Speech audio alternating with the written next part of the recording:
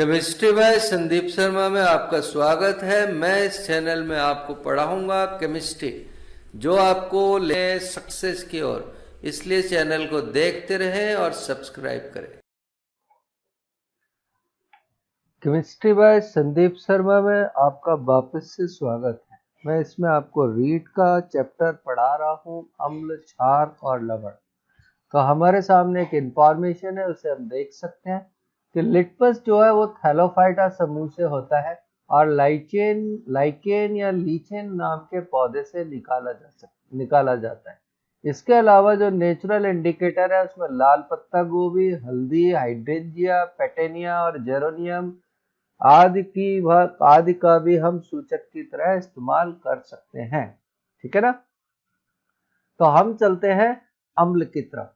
अम्ल होते क्या है? अम्ल वो पदार्थ होते हैं जिनका स्वाद खट्टा होता है, नींबू जैसा, ठीक है ना, इमली जैसा, जिनका स्वाद खट्टा होता है। तो जो हमें खट्टे महसूस हो, खट्टे होते हैं, तो ये तो हमें स्वाद से पता लगेगा। अब रासायनिक रूप से जो पदार्थ जलीय विलयन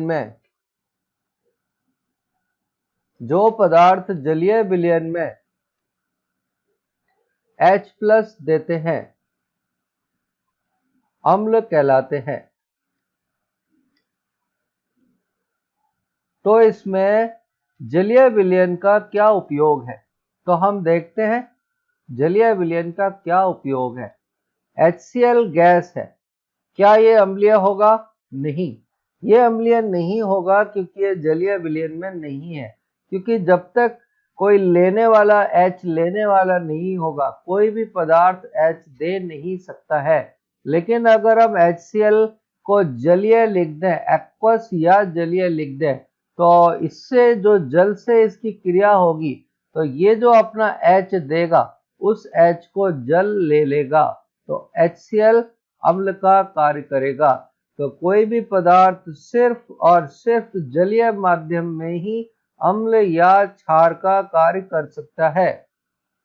तो हम देखते हैं दूसरा अम्ल H2SO4। अब क्योंकि इसके अंदर 2 H है तो ये 2 H देगा, ठीक है। और तीसरा उदाहरण हमारे पास है H3PO4। तो ये 3 H देगा।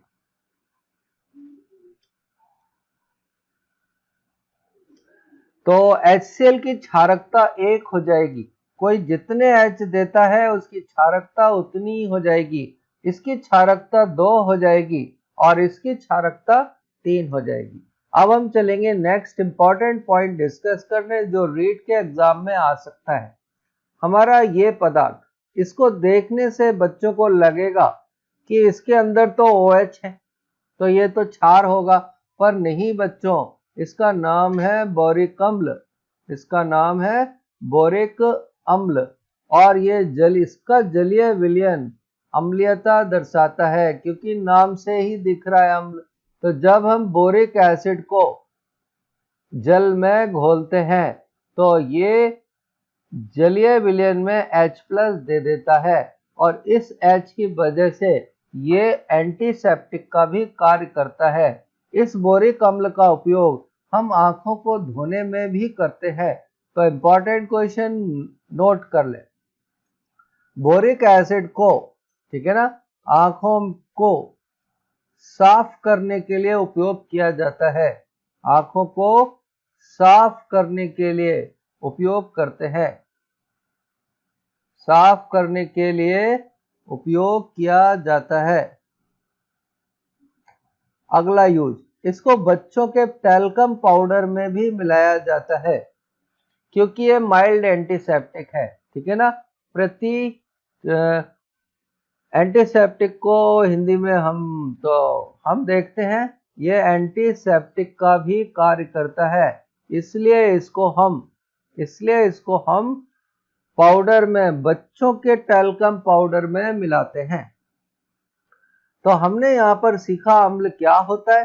तो अब इसको देखने से बच्चे को लगेगा बोरिक एसिड क्षार है, लेकिन बोरिक एसिड के नाम से ही पता लग जाएगा, पर वो नाम देगा नहीं, सूत्र देगा। तो बच्चों ये इंपॉर्टेंट है, तो इसको कहीं पर कॉपी में नोट कर लो कि बोरिक एसिड का जलीय विलयन अम्लीय प्रकृति दर्शाता है।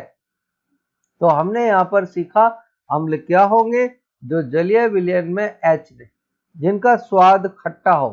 ठीक है ना। अब हम चलते हैं और देखते हैं क्षार। ठीक है ना। क्षार वो पदार्थ होते हैं, इनका स्वाद कड़वा होता है, साबुन जैसा होता है। कड़वा होता है या साबुन के जैसा होता है। तो अगर किसी पदार्थ का स्वाद साबुन के जैसा हो तो उसे हम क्षार कहते हैं। अब रासायनिक रूप से कैसे पता लगे कि क्षार होता है, तो जो पदार्थ जलीय विलयन में OH आयन देते हैं, OH आयन देते हैं, क्षार कहलाते हैं।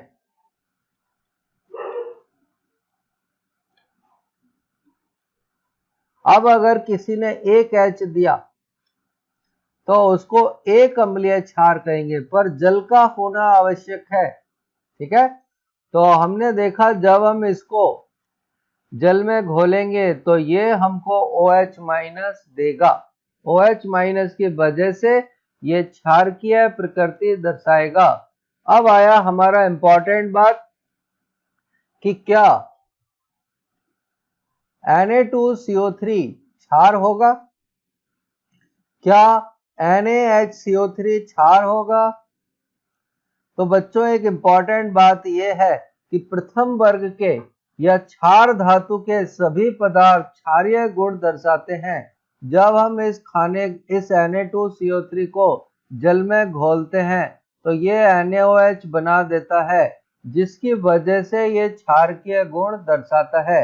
ऐसे ही जब हम इस खाने के सोडे को जल में घोलते हैं तो NaOH की वजह से ये क्षारकीय गुण दर्शाता है। तो बच्चों ये एक इम्पॉर्टेंट है कि इसका जलीय विलयन कैसा होगा। ठीक है ना। तो इसको हम खाने का सोडा भी कहते हैं। तो खाने का सोडा जलीय विलयन में क्षारकीय गुण दर्शाएगा। तो खाने का सोडा जलीय विलयन में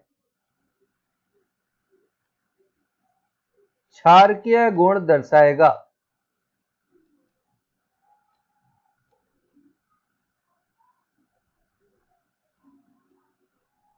क्षारकीय गुण दिखाता है। ठीक है। तो हमने यहां पर सीखा कि क्षार क्या होता है। अब हम देखेंगे कि अम्ल और क्षार की पहचान कैसे करें। ठीक है ना। तो अम्ल और क्षार की पहचान करने का एक तरीका तो चक्कर है। चक्कर खट्टा लगा तो अम्ल और अगर कड़वा लगा तो क्षार, लेकिन इससे हमारे स्वास्थ्य को हानि हो सकती है। तो हम क्या करते हैं, लिटमस पेपर की सहायता से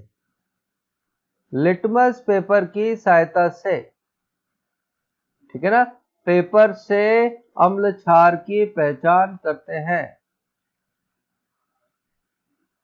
अम्ल क्षार की पहचान करते हैं। तो हम देखेंगे कैसे पहचान कर। तो हमारे दो लिटमस पेपर होते हैं। ठीक है ना। एक होता है नीला लिटमस पेपर और एक होता है लाल लिटमस पेपर।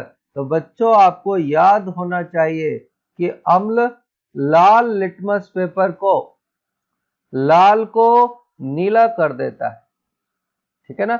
गलत। अम्ल नीले लिटमस पेपर को नीले को लाल कर देता है। तो ऐसे ही बेटा आपको पेपर में कंफ्यूजन हो जाता है। इस कंफ्यूजन से बचने का तरीका यह है, अम्ल ला से ला बनता है और क्षार को अगर अंग्रेजी में देखें तो हमें ज्यादा अच्छा नजर आता है। कैसे? क्षार को अंग्रेजी में बेस कहते हैं। तो बेस क्या करता है? लाल लिटमस पेपर को नीले में बदलता है। तो बच्चों, हिंदी मीडियम वाले बच्चे तो अम्ल को याद रखो कि ला से ला बनता है, और अंग्रेजी माध्यम वाले बच्चे बेस याद रखें कि बी से बी बनता है। ठीक है? तो हमने यहाँ पर अम्ल और क्षार की पहचान कर ली। अब हम अम्ल की धातु आदि से क्रिया को करेंगे। तो हम चलते हैं आगे और देखते हैं अम्ल की क्रिया धातु से। अम्ल की क्रिया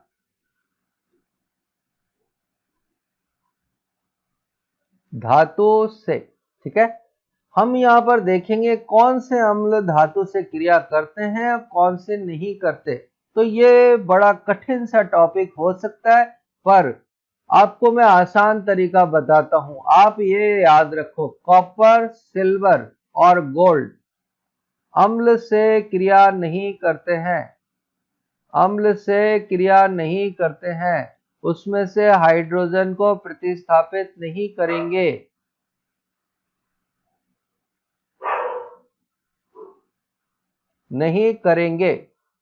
अगर हम पूरी रासायनिक श्रेणी को याद करेंगे तो वो रासायनिक श्रेणी बहुत लंबी है और हमको याद भी नहीं होगी।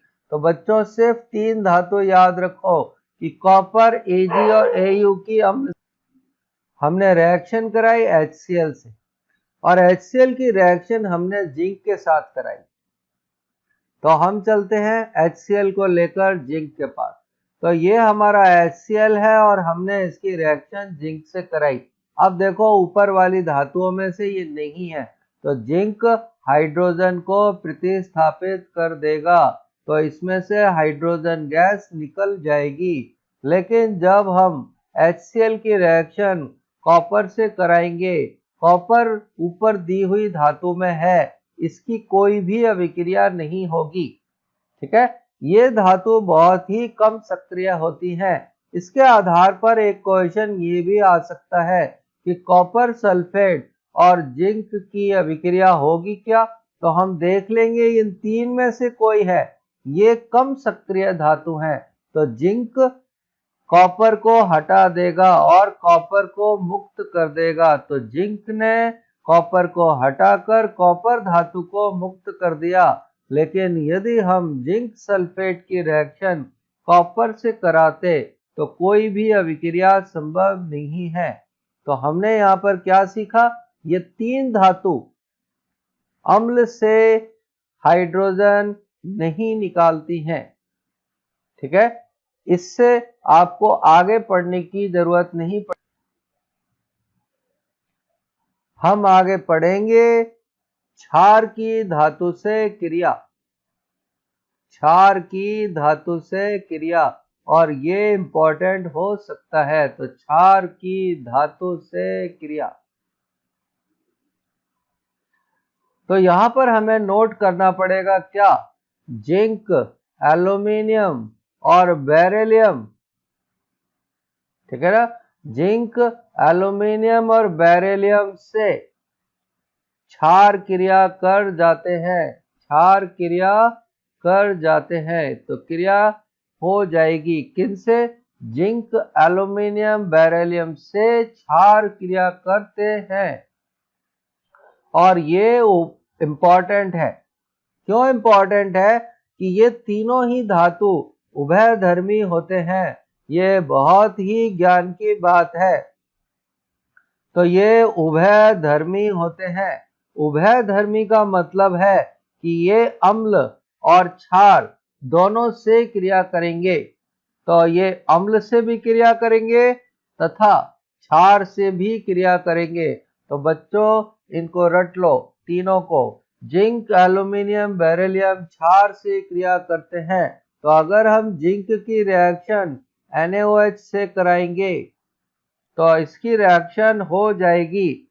ठीक है ना? क्रिया करते हैं तथा हाइड्रोजन गैस मुक्त करते हैं।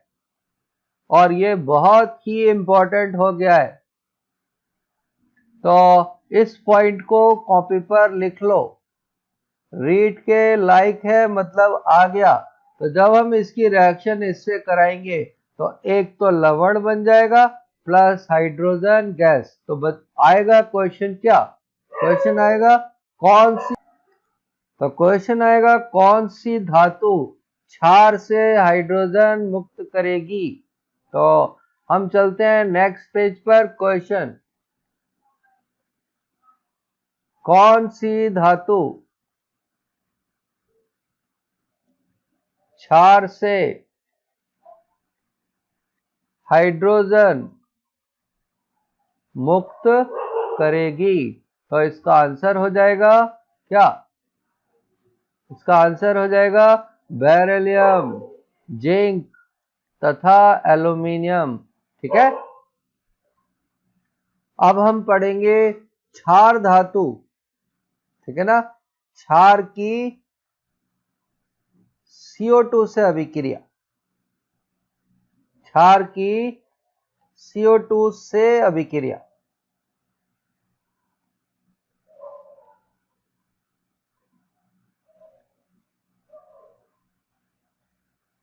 और ये एक इंपॉर्टेंट क्वेश्चन हो सकता है। तो हम देखते हैं क्षार की CO2 से अभिक्रिया। तो हमने क्या किया, NaOH रख लिया और NaOH ठोस है। जब हम बच्चों इसको नम वायु में छोड़ेंगे, नम वायु का मतलब ऐसी वायु जिसमें जल है, तो NaOH एक आर्द्रता ग्राही पदार्थ है और आर्द्रता ग्राही पदार्थ होने की वजह से ये पानी को अवशोषित कर लेगा। तो ये भी इंपॉर्टेंट है। और जब ये जलीय हो जाएगा तो अब ये क्षारीय या क्षार की तरह व्यवहार करेगा। अब ये क्या करेगा, वातावरण में उपस्थित CO2 से क्रिया करेगा और वातावरण में उपस्थित CO2 से क्रिया करके Na2CO3 बना लेगा और Na2CO3 10 जल के अणुओं से क्रिया करके धावन सोडा का निर्माण करेगा। तो वो हमसे पूछेगा जब NaOH को वायु में खुला छोड़ते हैं तो सफेद पाउडर का सूत्र क्या होता है। तो सफेद जो चूर्ण बन जाएगा, जो सफेद चूर्ण बन जाएगा उसको धावन सोडा कहते हैं और इसे हम सोडा S कहते हैं। और ये रीड के लिए इंपॉर्टेंट है।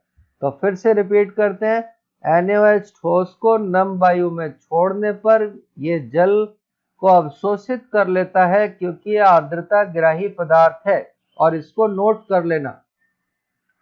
अब ये NaOH क्षारीय है, ये अम्लीय CO2 से क्रिया करेगा और सफेद रंग के Na2CO3 का निर्माण करेगा जो 10 जल के अणुओं को अपने से जोड़ लेगा और सफेद चूर्ण बना लेगा जो वॉशिंग सोडा का काम करेगा। और वॉशिंग सोडा का काम क्या होता है, ये जल की कठोरता को दूर करता है। डिटर्जेंट में मिलाते हैं इसको। तो हमने यहाँ पर देखा इसकी रिएक्शन। अब हम एक इंपॉर्टेंट क्षार की रिएक्शन और देखेंगे और वो इंपॉर्टेंट क्षार कौन है, CaOH। अगर हम इस कैल्शियम हाइड्रोक्साइड की रिएक्शन जल से कराते हैं तो ये कैल्शियम कार्बोनेट में बदल जाता है। कैल्शियम कार्बोनेट का सफेद अवक्षेप प्राप्त होगा। कैसा अवक्षेप, सफेद अवक्षेप। लेकिन अगर हमने CO2 को अधिकता में पास कर दिया तो ये सफेद अवक्षेप घुल जाएगा क्योंकि कैल्शियम कार्बोनेट कैल्शियम बाइकार्बोनेट में बदल जाता है और ये घुलनशील होता है। और ये बच्चों बहुत ही इंपॉर्टेंट हो गया कि वो पूछेगा कैल्शियम ऑक्साइड हाइड्रोक्साइड में से CO2 गुजारने पर सफेद पदार्थ क्यों घुल जाता है आधिक्य में गुजारने पर। तो आधिक्य में गुजारने पर हमको कैल्शियम बाइकार्बोनेट की प्राप्ति होती है जो जल में घुलनशील है। इसको मैं थोड़ा सा और अच्छा कर देता हूं। ठीक है। कैल्शियम ऑक्साइड को बिना भुजा चूना कहते हैं, बिना भुजा चूना। और जब हम इसमें जल मिलाते हैं तो इसकी गर्मी शांत हो जाती है और ये स्लैग्ड लाइम में बदल जाता है। तो बिना भुजा चूना में, बिना भुजा चूने में जल मिलाने पर ये स्लैग्ड लाइम में बदल जाता है और ये ऊष्मा क्षेपी अभिक्रिया है। और ये हमने सबने घरों में देखी होगी कि जब हम घर में सफेदी कराते हैं तो बिना भुजे हुए चूने को लाते हैं और बिना भुजे हुए चूने को जब मटके में या किसी में पानी मिलाते हैं तो उसमें से बहुत ही ऊष्मा का निर्माण होता है और पानी उबलने लगता है। तो ये रीट के लिए मोस्ट इम्पॉर्टेंट और आने के पूरे चांस हैं। तो हमने 2 हाइड्रोक्साइड की CO2 के साथ में रिएक्शन पढ़ ली है। हम अब पढ़ेंगे धातु कार्बोनेट की अम्ल के साथ अभिक्रिया। तो धातु कार्बोनेट की अम्ल से अभिक्रिया, तो हमने धातु कार्बोनेट और अम्ल की अभिक्रिया कराई। तो अब ध्यान से देखना कैसे। हमने क्या है, Na2CO3 लिया और इसकी रिएक्शन HCl से कराई। क्योंकि इसमें 2 Na हैं तो ये 2 अम्ल के अणु से क्रिया करेगा। तो सबसे पहले हमने एक ही सोडियम को प्रतिस्थापित किया है। तो हमें सोडियम बाइकार्बोनेट मिल जाएगा। और अगर हम इसकी दूसरी बार अभिक्रिया कराएंगे तो हमें H2CO3 प्लस NaCl प्राप्त होगा और यहाँ पर भी NaCl निकलेगा और ये कार्बोनिक अम्ल टूटकर H2O और CO2 बना लेगा। यहाँ पर एक महत्वपूर्ण क्वेश्चन बन सकता है कि क्या ये अम्लीय लवण है? तो बच्चों, अगर किसी में हाइड्रोजन दिख जाए, ठीक है ना, तो वो अम्लीय लवण कहलाता है। रीट के लिए इतना ही बहुत बढ़िया है कि किसी में भी अगर H दिख जाए तो वो अम्लीय लवण कहलाएगा। तो हम देखते हैं एक और एग्जाम्पल।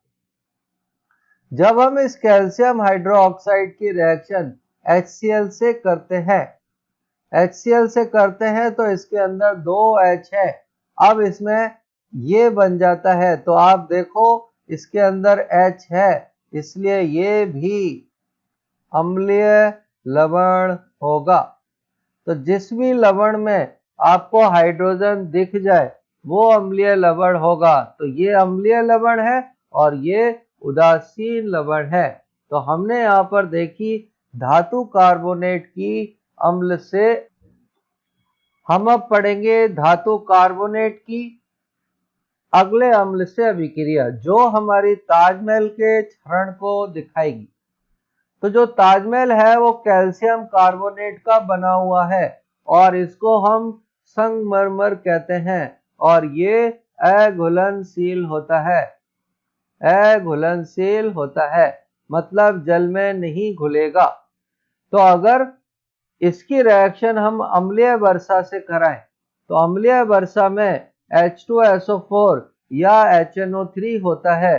तो ये कैल्शियम कार्बोनेट H2SO4 से रिएक्ट करता है और कैल्शियम सल्फेट बना लेता है, जिसकी वजह से ताजमहल पीला पड़ जाता है।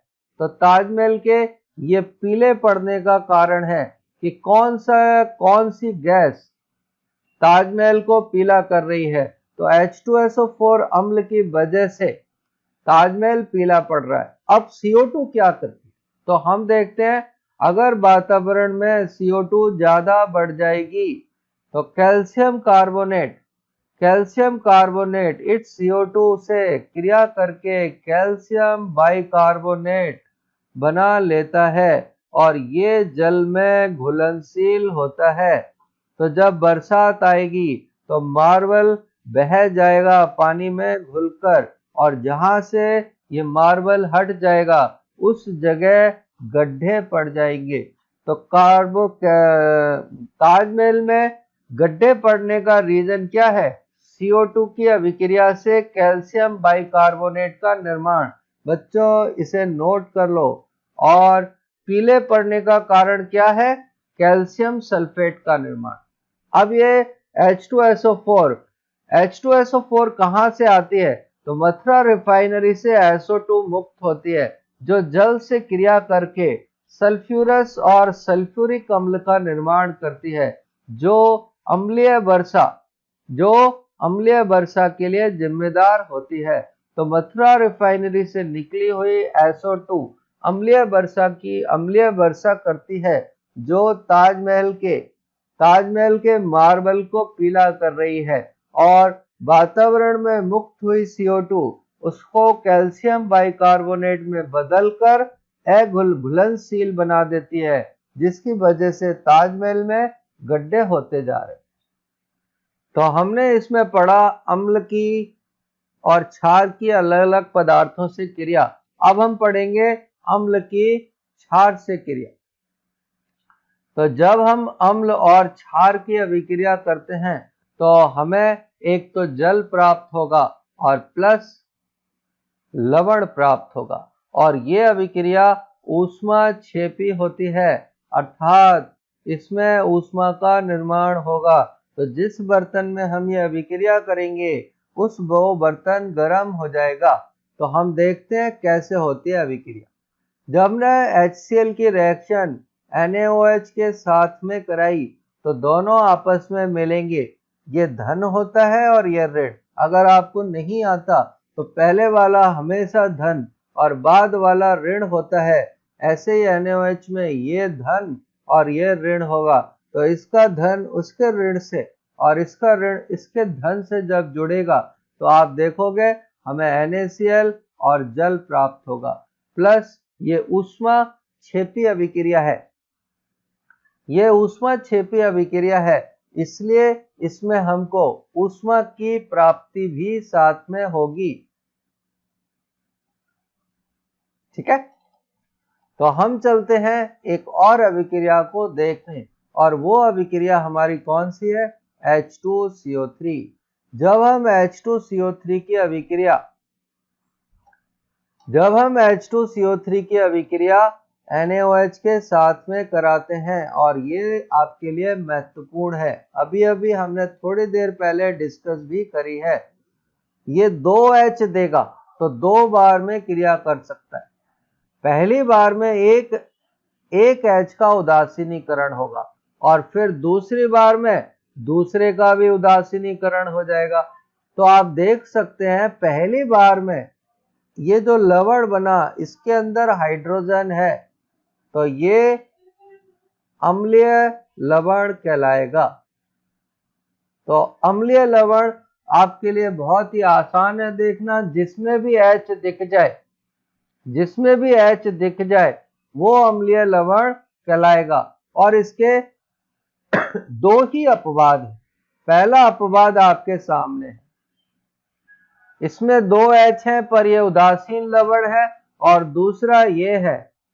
इसके अलावा ऐसा कोई भी पदार्थ नहीं है जिसमें हाइड्रोजन बीच में दिख जाए और वो अम्लीय नहीं हो। तो बच्चों इसको रट लो, ये अम्लीय नहीं है। इसके अलावा जिसमें भी हाइड्रोजन दिख जाए वो अम्लीय लवण होगा, और ये रीट के लिए बहुत महत्वपूर्ण होने वाला है।